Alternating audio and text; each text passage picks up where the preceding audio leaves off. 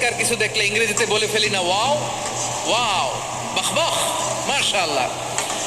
বিশ্বনবী বললেন, মা ইয়াহমিলুকা আলা কওলিকা বাহ বাহ ইয়া উমাইর, ও উমাইর, আমার এই কথা শুনে তুমি কেন বললা বাহ বাহ, চমৎকার চমৎকার কেন বললা? সাইয়েদনা উমাইর ইবনে হুমাম রাদিয়াল্লাহু তাআলা আনহু বললেন, ইয়া রাসূলুল্লাহ, আপনার এই কথা শুনে আমি বড্ড খুশি হয়েছি, আর আমি প্রত্যাশা করছি আমি যদি ওই জান্নাতের মালিক হতে পারি তাহলে কতই না ভালো হতো। সুবহানাল্লাহ বলেন। বিশ্বনবী বললেন, ছোট এই জান্নাতের দিকে, যে জান্নাত আকাশ জমিন বিস্তৃত। আপনার এই চমৎকার মুখনিসৃত কথা শুনে আমার হৃদয়ের মধ্যে জান্নাতি হওয়ার বাসনা জেগে উঠলো, এজন্য বলেছি বাহ বাহ, আমি যদি ওই জান্নাতে যেতে পারতাম কতই না ভালো হতো।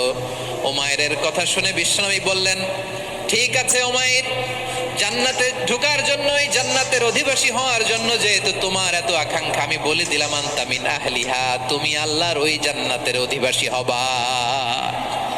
যাও উমাইর, তুমি ওই জান্নাতের অধিবাসী, ওই জান্নাত তুমি ঢুকবা, তুমি জান্নাতি। তার মানে সহজ কথায় তুমি জান্নাতি। সুবহানাল্লাহ বলেন। যখনই বিশ্বনবী বললেন জান্নাতি, সাইয়েদনা উমাইর রাদিয়াল্লাহু তাআলা আনহু খেজুর খাচ্ছিলেন আর মনে মনে ভাবে, বিশ্বনবী যখন ওয়ারেন্টি দিয়েছে, বিশ্বনবী যখন গ্যারান্টি দিয়েছে আমি জান্নাতে যাব, তাহলে হাতে তো এখনো 3টা খেজুর বাকি। এই 3টা খেজুর যদি খাই তাহলে জান্নাতে ঢুকতে দেরি হয়ে যাবে। সুবহানাল্লাহ পড়েন। হাতে কয়টা খেজুর?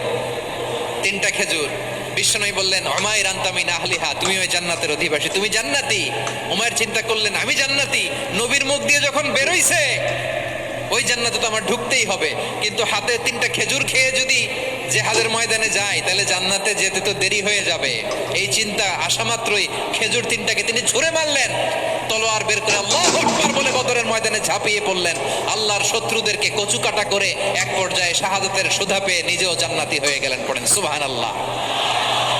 আমরা দুনিয়ার বুকে আমরা হয়েছি দুনিয়ার পাগল, ক্ষমতার পাগল, সম্পদের পাগল, খ্যাতির পাগল। বিশ্বনবী তার সাহাবাদেরকে বানিয়েছিলেন